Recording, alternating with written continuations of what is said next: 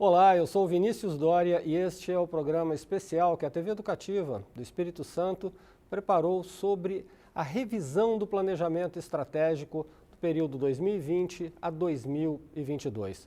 Só relembrando um pouquinho, o planejamento estratégico foi elaborado no começo do ano passado e deveria passar por uma revisão no início deste ano, mas veio a pandemia e alterou todas as nossas rotinas, inclusive a da gestão pública.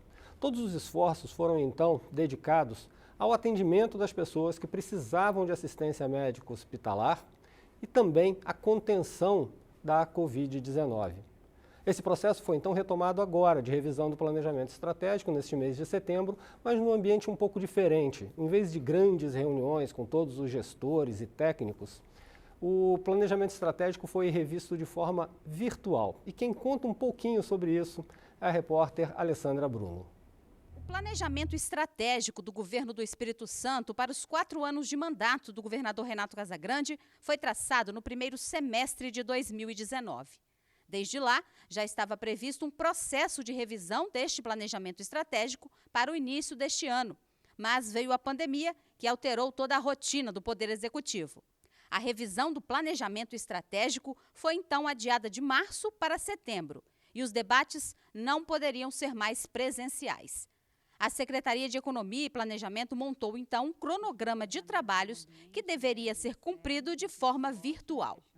Entre 31 de agosto e 17 de setembro, foram feitos 7 encontros virtuais envolvendo os principais gestores do Poder Executivo. Nós temos que entregar resultados nas áreas estratégicas, como segurança, saúde, educação, e isso é um dever nosso. Mas nós temos diversas outras iniciativas em outras secretarias que precisam ser implementadas e desenvolvidas dentro dessa nova realidade.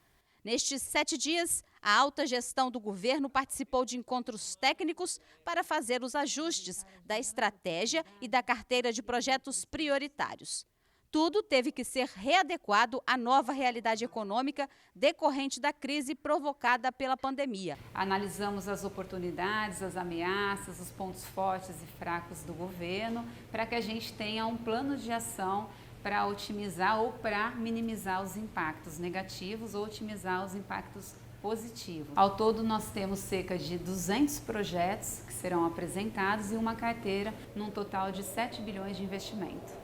E nós abrimos essa nossa maratona de conversas sobre o planejamento estratégico, sobre os programas prioritários, justamente com quem coordenou todo esse trabalho de revisão, que é o secretário de Economia e Planejamento, Álvaro Duboc, que está conosco aqui por videoconferência, e falar um pouquinho sobre esse trabalho de revisão do planejamento estratégico nesse novo ambiente totalmente virtual, respeitando o distanciamento entre as pessoas. Como vai, secretário? Olá, Vinícius, é um prazer mais uma vez estar aqui com vocês, aqui na TVE. De fato, vivemos um momento novo e desafiador, um momento que era inimaginável lá em 2019, quando elaboramos o plano de governo, o planejamento estratégico baseado no plano de governo do governador Renato Casagrande e também das ações que vinham sendo desenvolvidas no âmbito estadual. O nosso plano, o nosso planejamento estratégico, ele é uma peça dinâmica, uma peça atual, mas diante de um novo cenário, de novos desafios,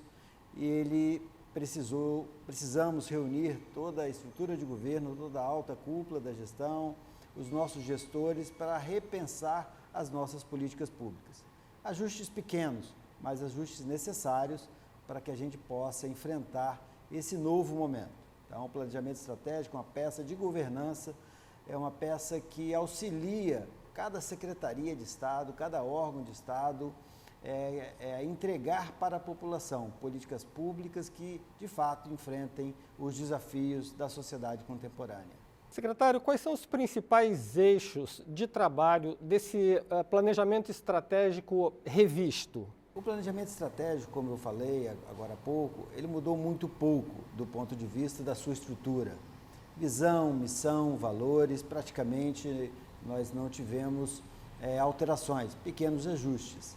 Mas, de fato, sobretudo na área de saúde, na área de educação, nós tivemos que fazer algumas revisões nos seus projetos e programas. Mas a estrutura do planejamento estratégico, o modelo de governança, ele não se altera.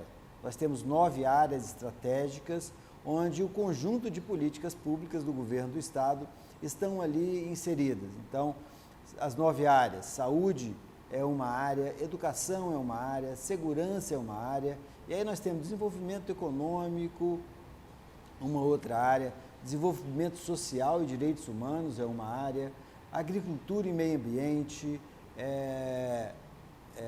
esporte, cultura, lazer.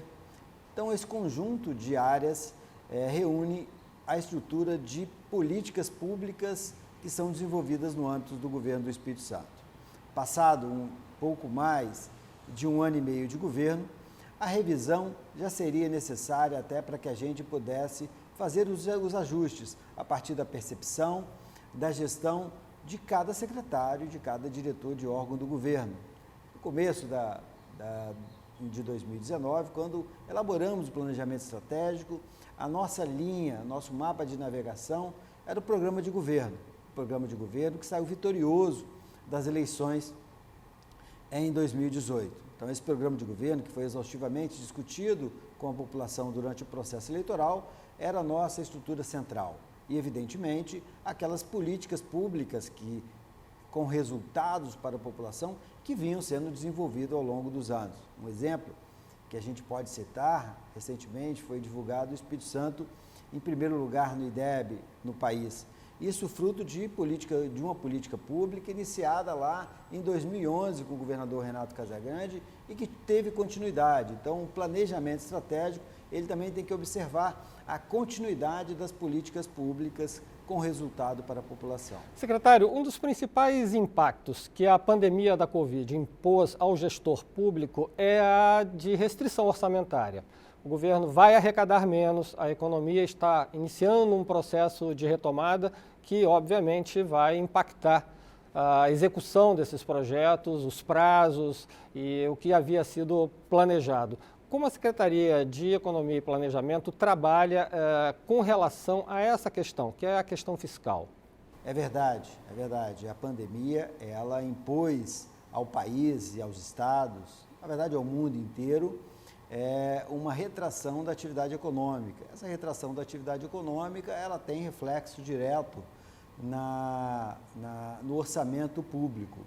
Mas o Espírito Santo é um estado que, mais uma vez, tem nota máxima na gestão fiscal. Agora saiu o ranking de competitividade do CLP, onde o Espírito Santo está em primeiro lugar na organização das suas contas. Isso nos possibilita ter condições de dar sequência a políticas públicas. O ano passado, o governador Renato Casagrande, quando o Estado do Espírito Santo celebrou o acordo com a Petrobras, onde o Espírito Santo recebeu parte de um passivo que a Petrobras devia ao Espírito Santo, criou um fundo de infraestrutura. Então, esse recurso, essa poupança, esse fundo de infraestrutura, permitiu que agora ainda, no ano de 2020, com as restrições orçamentárias, queda de arrecadação, pudesse dar sequência a investimentos públicos que, de fato, vão conseguir melhorar as condições econômicas e sociais do Espírito Santo.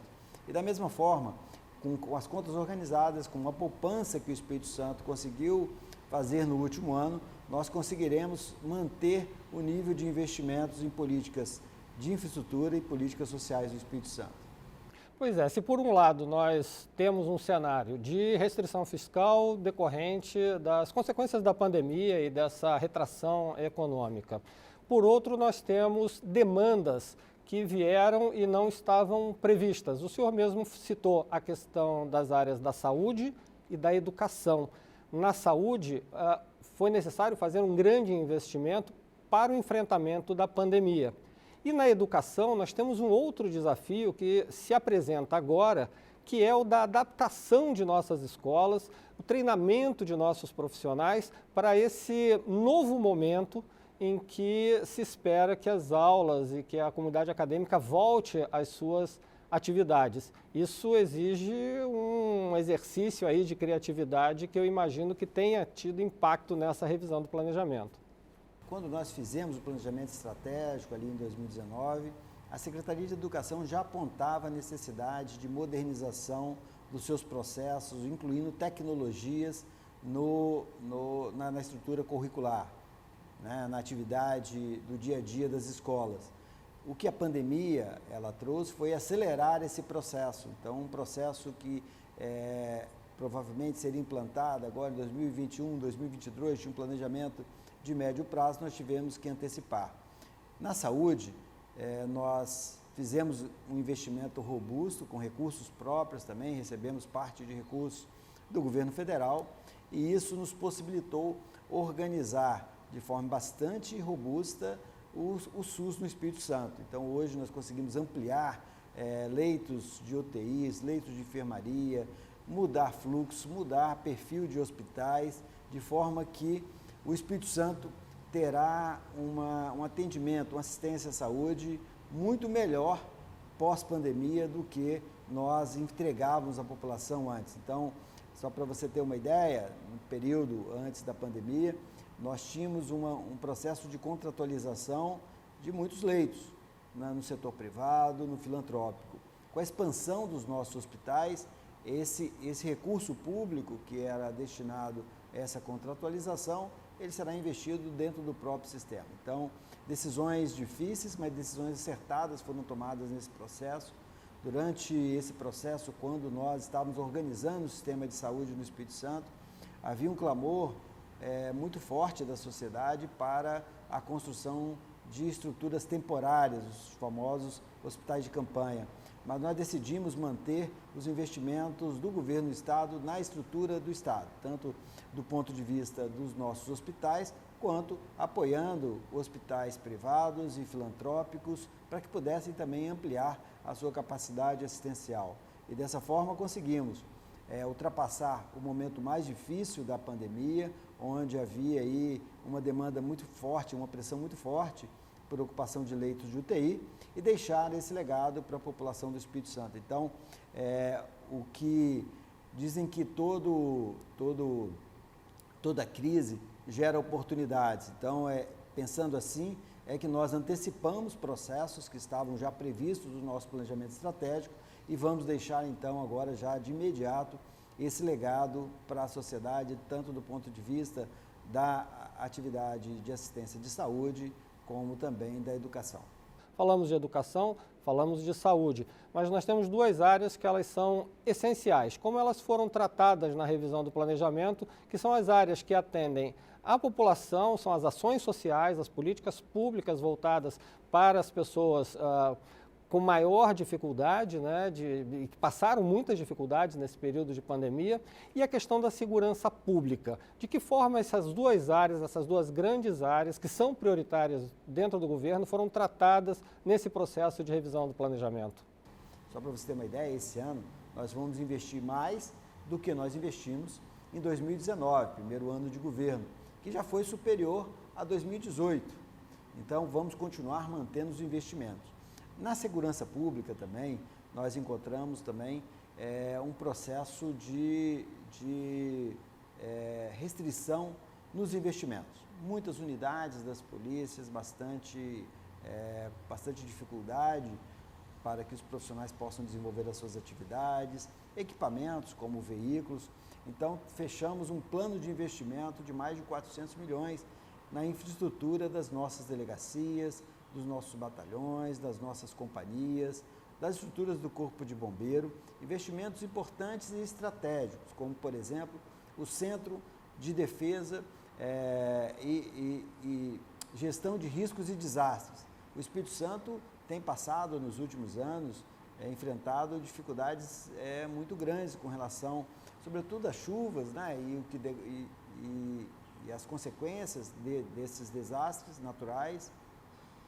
Então, nós vamos entregar o ano que vem um centro de gestão de riscos e desastres, uma entrega importante para a população brasileira, uma ferramenta estratégica para a defesa civil estadual e dos municípios poderem responder em relação a isso. Então, tem um investimento robusto também em tecnologia para ajudar a melhorar a capacidade de resposta das nossas agências policiais. Do ponto de vista da proteção social, também temos investimentos importantes. Durante a pandemia, a Secretaria de Direitos Humanos e a Vice-Governadoria lançaram programas para poder acolher e atender aquelas pessoas mais necessitadas, pessoas que estão em situação de maior vulnerabilidade. O E-Solidário, ele entregou um volume imenso de alimento, de material de limpeza. Além disso, estamos ampliando muitas ações da Secretaria de Assistência Social. Então, tem um conjunto de ações também, olhando para essas pessoas mais vulneráveis, pessoas que acabam sofrendo muito mais os impactos de uma restrição econômica como a que estamos vivendo agora. Então, nesse momento da revisão do planejamento estratégico, foi fundamental ter esse olhar. Quais as políticas públicas serão capazes de enfrentar esse cenário, o cenário que vem por aí, um cenário de desemprego, um cenário de muita restrição econômica para as famílias. Por isso que trabalhar desenvolvimento econômico e desenvolvimento social de forma conjunta, de forma paralela, é fundamental. Porque desenvolvimento econômico gera emprego e o emprego gera melhoria de qualidade de vida das pessoas.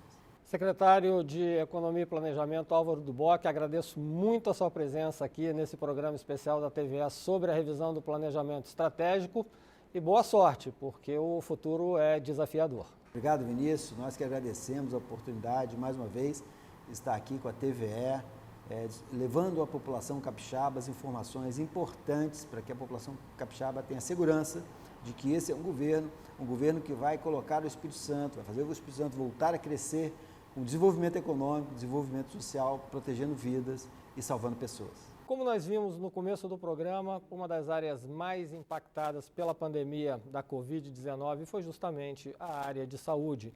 Isso obrigou o setor, aqui no governo do estado, a fazer um grande esforço para cumprir um objetivo que era fundamental: dar atendimento a todas as pessoas que demandassem o sistema público de saúde aqui do estado.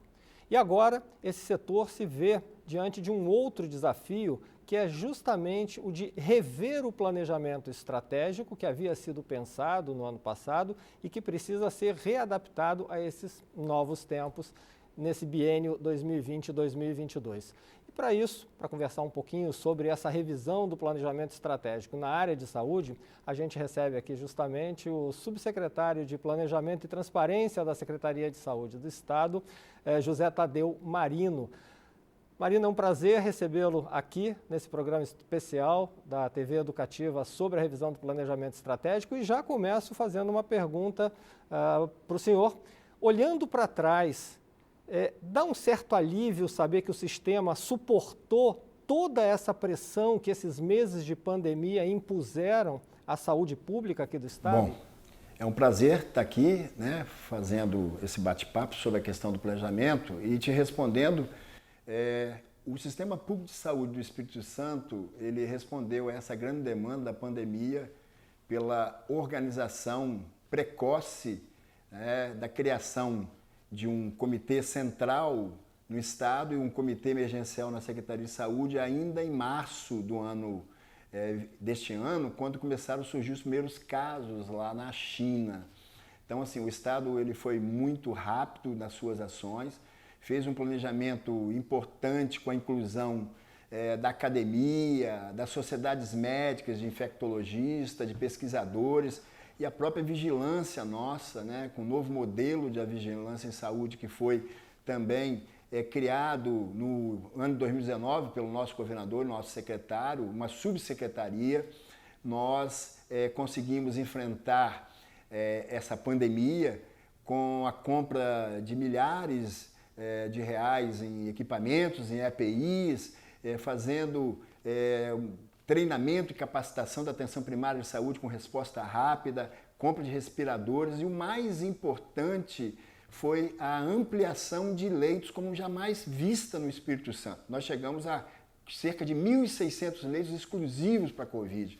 Então foi um trabalho muito grande de toda a equipe da Secretaria de Saúde e temos sempre de relevar a importância que o governador Renato Casagrande teve na coordenação do comitê central que envolveu outras secretarias, o comando do Corpo de Bombeiros, da Polícia. Então, assim, foi um trabalho em equipe extraordinário, muito qualificado, aonde nós ganhamos reconhecimento nacional, como transparência, em primeiro lugar, na transparência nas compras, a nossa plataforma que foi criada pela Secretaria junto a outras secretarias do governo, Instituto Jones, Prodeste, também foi classificada como uma plataforma mais qualificada e mais transparente nos dados para a nossa sociedade. Então, felizmente, isso mostrou que o planejamento e a atenção rápida e a dedicação do governo, né, pensando sempre na vida das pessoas, na saúde das pessoas, nós promovemos essa grande ampliação.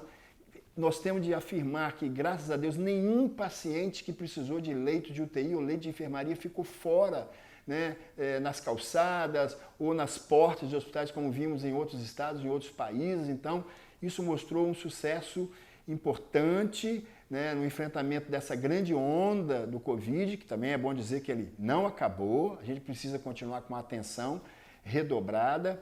Então, isso nos deixa muito feliz, né, com essa ação.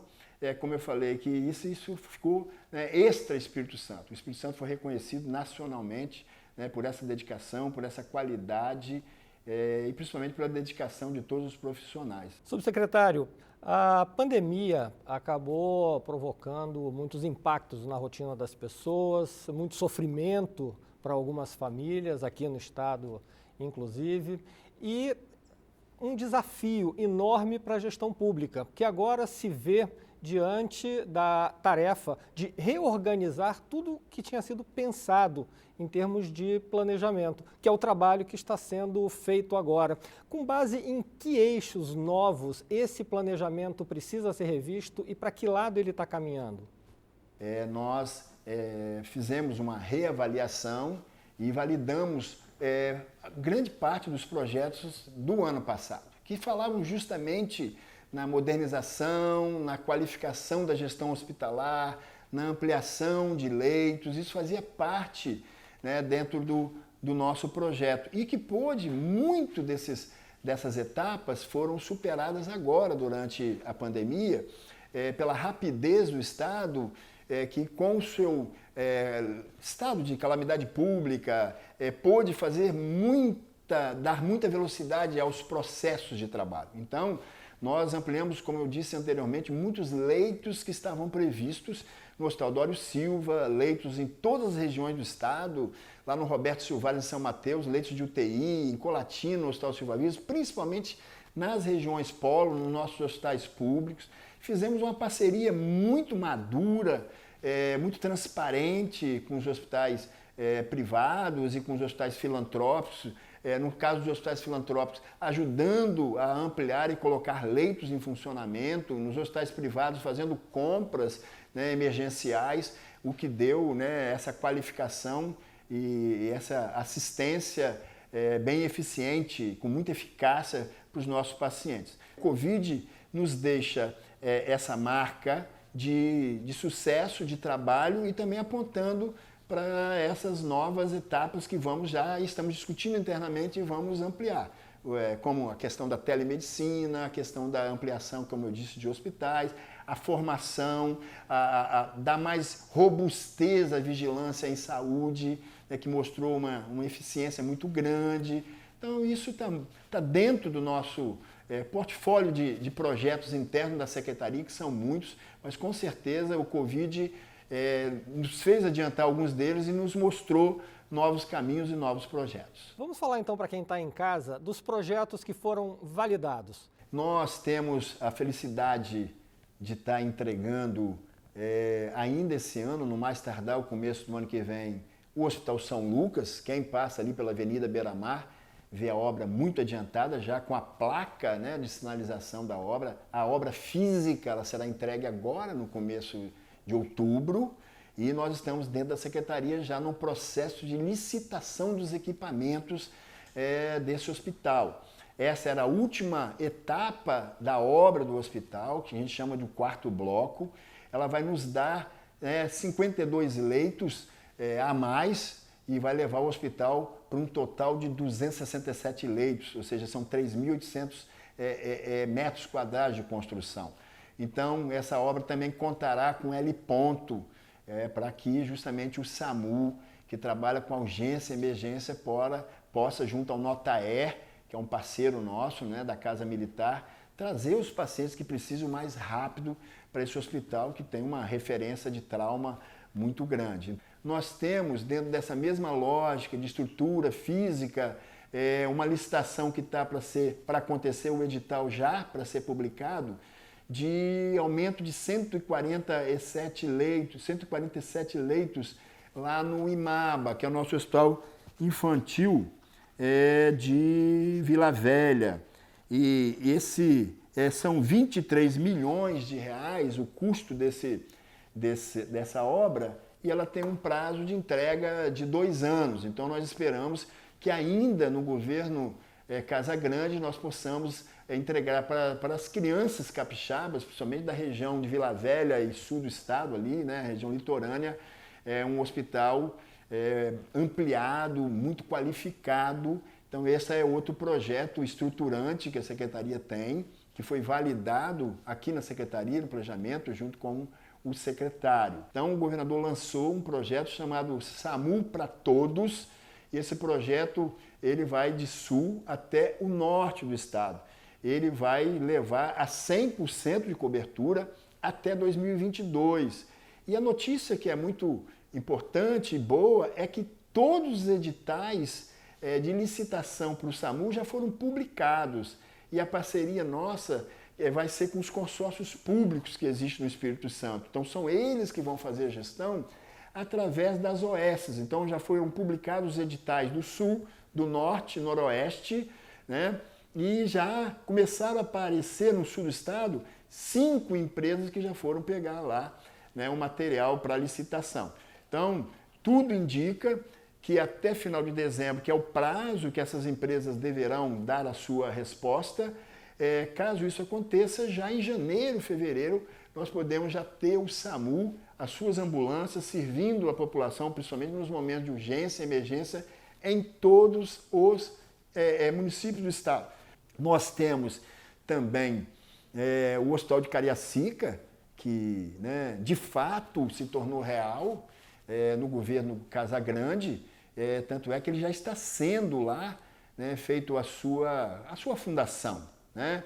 E é um hospital que tem aí um prazo de mais ou menos 3 anos de obra, vão ter 400 leitos, né, aproximadamente, e tem um custo de 280 milhões de reais. Então, um hospital que tem um custo de 280 milhões de reais já está sendo feito e é um hospital de alta complexidade. Penso que são projetos que vão revolucionar e transformar a saúde pública do Espírito Santo, com muita mais qualificação, com muito mais acesso e principalmente eficiência e humanização. Agradeço muito a sua presença.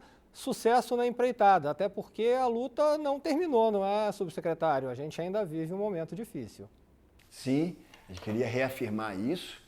Nós estamos vivendo um momento de mais tranquilidade no Espírito Santo, onde o RT, que a gente chama, né, que é o índice de transmissão, ele abaixou, abaixo de 1, né, na verdade 0,5 em média, então isso significa que tem menos transmissão, né, mas os cuidados, né, da responsabilidade, da autorresponsabilidade, do isolamento, de ir aos locais públicos só se de extrema necessidade, a higienização das mãos, né, uso das máscaras, essa questão do comportamento é fundamental para que a gente não tenha, né, uma segunda fase. Eu não falo nem de segunda onda, eu falo a segunda fase da primeira onda, que é o que está acontecendo na Europa.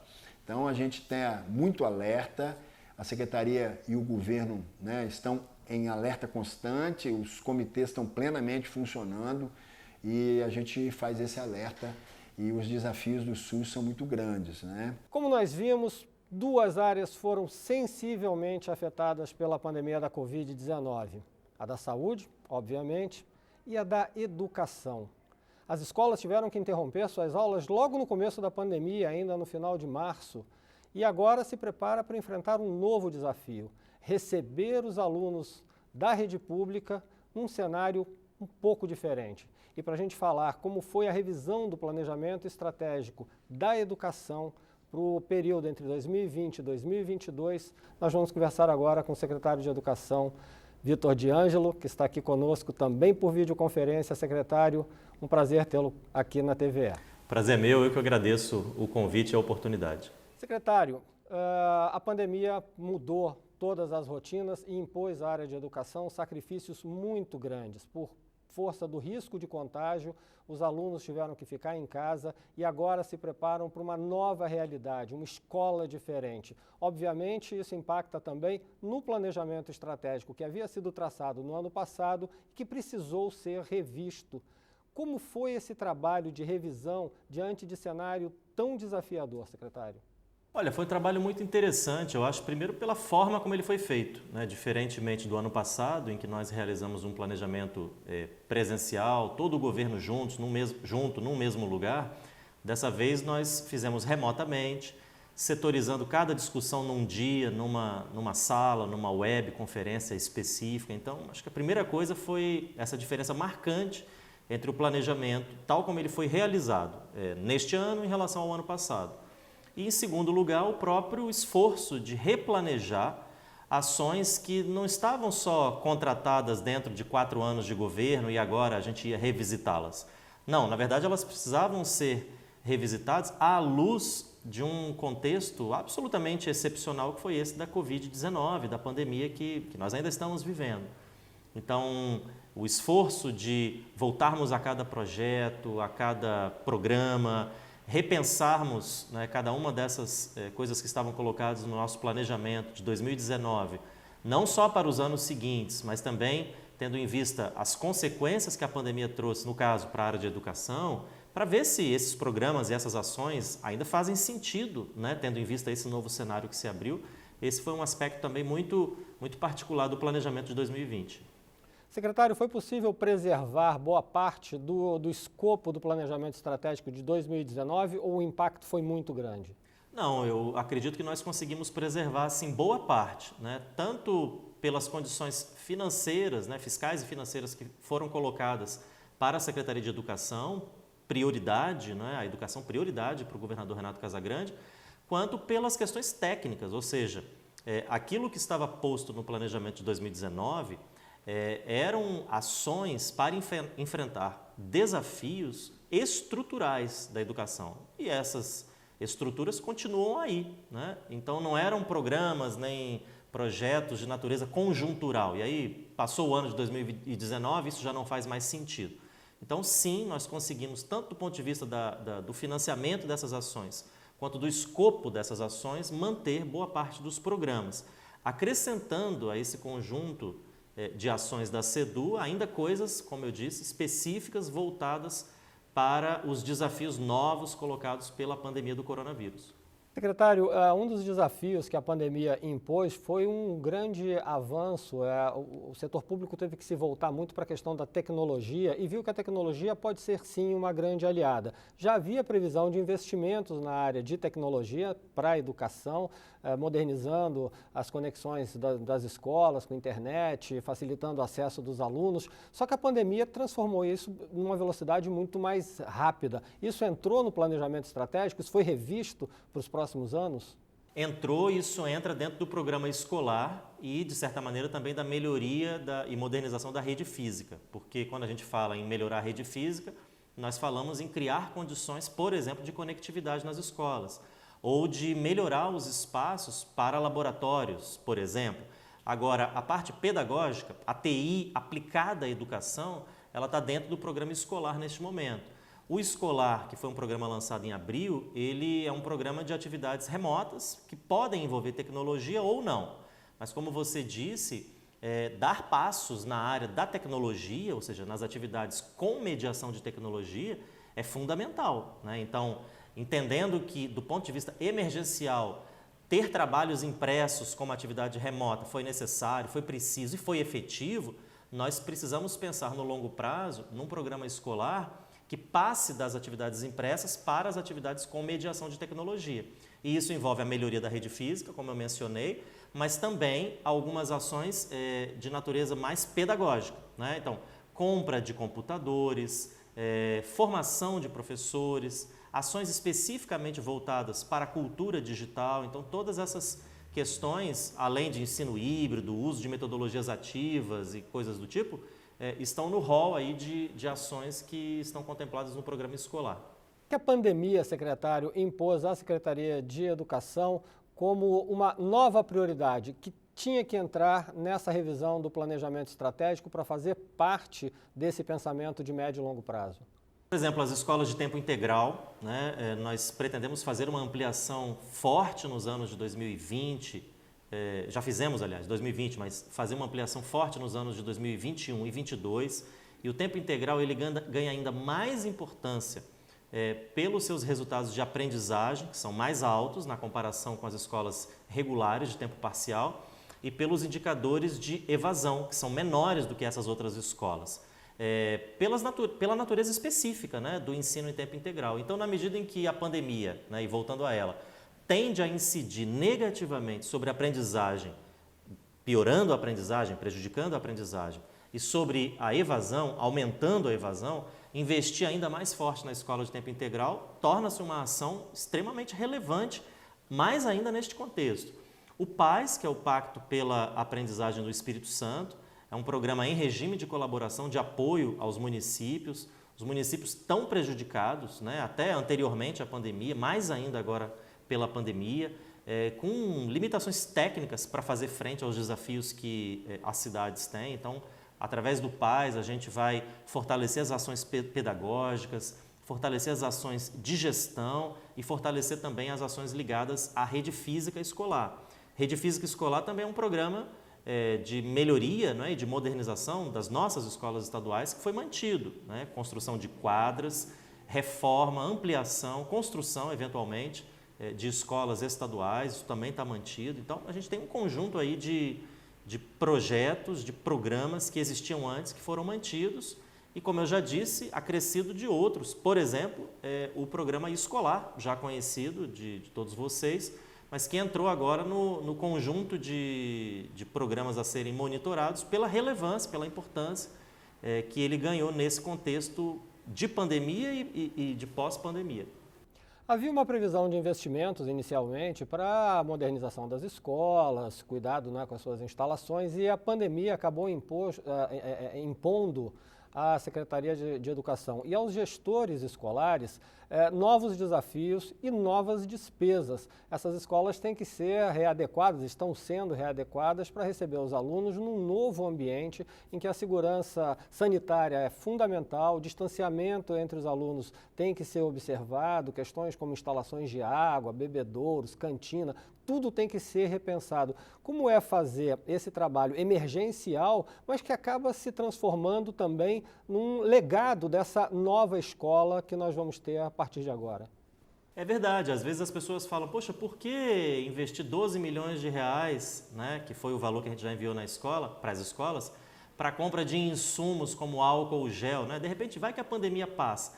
Mas o que não é percebido às vezes nesse tipo de fala é que a higienização das mãos, né, os hábitos de higiene que a gente passou a prestar talvez um pouco mais de atenção neles agora por causa da pandemia, são ganhos, são legados, como você disse. Ter um totem, um dispenser de álcool gel nas paredes de uma escola, são coisas que vão ficar, independente de pandemia. Né? Prestar um pouco mais atenção no lavar as mãos, nas condições de como estão os banheiros, né? Na torneira, na água, né? No sabão, no sabonete líquido, são coisas que ficaram como legado.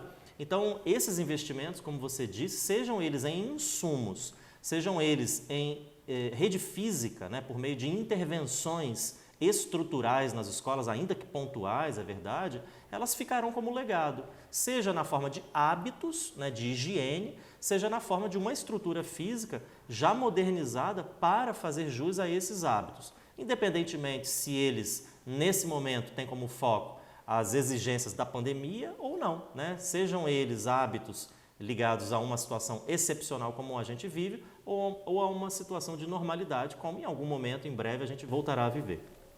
E o que a pandemia, secretário, impôs à Secretaria de Educação como uma nova prioridade que tinha que entrar nessa revisão do planejamento estratégico para fazer parte desse pensamento de médio e longo prazo? Acho que o ensino híbrido e tudo o que ele traz, né? A reforma do ensino médio, por exemplo, já trazia no horizonte de médio prazo a necessidade de nós pensarmos isso, né? Porque o ensino médio vai ampliar a carga horária e isso para o ensino médio noturno é um desafio tremendo, porque ampliar a carga horária não é possível fazer isso à noite, então você teria que descer essas horas para tarde.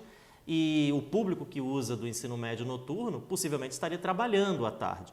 De dia, o desafio também não é menor, né? Então, o ensino médio, o novo ensino médio, já estava colocando no horizonte a necessidade de a gente pensar em atividades não presenciais, no ensino híbrido, né? Nós temos aqui um setor, a Sedu Digital, que já vinha também há muito tempo trabalhando nas questões ligadas à formação em metodologias ativas, né? O trabalho por projeto, o trabalho por investigação.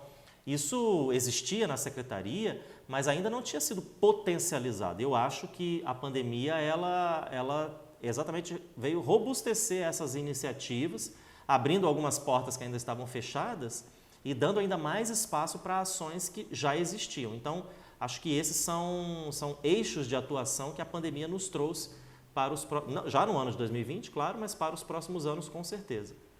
Secretário, muito obrigado pela sua participação aqui nesse programa especial da TV Educativa sobre a revisão do planejamento estratégico. Parece que a palavra de ordem é não deixar a peteca cair, porque há um longo período aí pela frente que a gente precisa recuperar esse tempo perdido, não é? Exatamente, não podemos deixar a peteca cair. É verdade que os desafios são grandes, mas o fato de a gente ter feito, e eu vou usar uma outra expressão, a lição de casa no período de normalidade, nos coloca numa posição, acho que de vantagem, né, para poder enfrentar o que vem adiante com mais estrutura e assertividade. Outra área sensível, impactada profundamente pela pandemia da Covid-19 foi a da segurança pública. E para falar um pouquinho como foi o trabalho de revisão do planejamento estratégico definido lá em 2019 para esse novo ambiente, para esse novo cenário, nós recebemos aqui o Coronel Alexandre Ramalho, secretário de Segurança Pública do Estado do Espírito Santo. Secretário, muito prazer tê-lo aqui nesse programa especial da TV Educativa. Obrigado, boa tarde, muito obrigado pela oportunidade, estamos à disposição.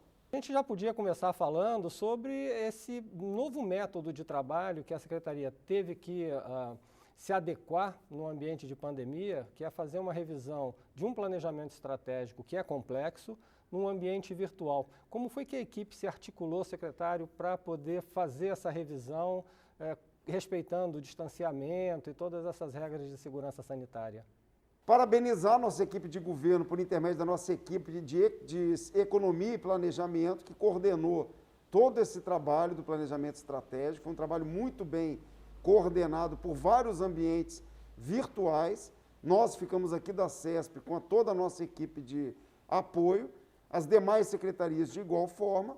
Em determinado momento, quando o assunto voltava-se, então, para a Secretaria de Segurança Pública, para os assuntos afetos à segurança pública, nós íamos automaticamente conduzidos também virtualmente para um outro ambiente, onde ali nós fizemos, então, todo o planejamento, em alguns momentos, acompanhando todo o planejamento do Estado, quando a gente fala principalmente em detalhes do planejamento estratégico, como visão, como alguns conceitos definidos, valores, missão, tudo isso é o planejamento do governo, mas quando entra no assunto segurança pública, ou quando entra numa outra pasta específica, nós éramos conduzidos para ambientes onde nós discutíamos isso. Na Secretaria de Segurança Pública, por sua vez, nós já tínhamos o nosso planejamento estratégico muito bem definido e, na verdade, foi uma revisão, um alinhamento das propostas. Por tudo que nós passamos em 2019, é claro que nós tínhamos muitas entregas em 2019 que não foram possíveis por conta da pandemia, e o exercício foi exatamente esse, reconduzir todo o nosso planejamento para os anos futuros ainda da nossa equipe de governo. Secretário, o que pôde ser mantido daquele planejamento estratégico original que foi atropelado pela pandemia? Parece que muita coisa pôde ser mantida dentro do escopo do planejamento, não é? O planejamento estratégico da Secretaria de Segurança Pública ele é bastante robusto, ele visa principalmente reestruturar as nossas polícias, militar, civil e principalmente também o nosso corpo de bombeiros. Nesse sentido, nós temos projetos estruturantes e relevantes para o governo sobre o conceito de entrega. Então, eu estou falando de um centro de perícia da Polícia Civil para avançar nessas questões das investigações pertinentes a esta pasta. Nós estamos falando de um centro de desastres do Corpo de Bombeiros. Nós estamos falando de entregar novamente o Batalhão de Missões Especiais da Polícia Militar. Nós estamos falando de uma enormidade de obras dentro das polícias que giram, e reformas, quando eu falo obras, é entregas e reformas, que giram em torno de 340 milhões.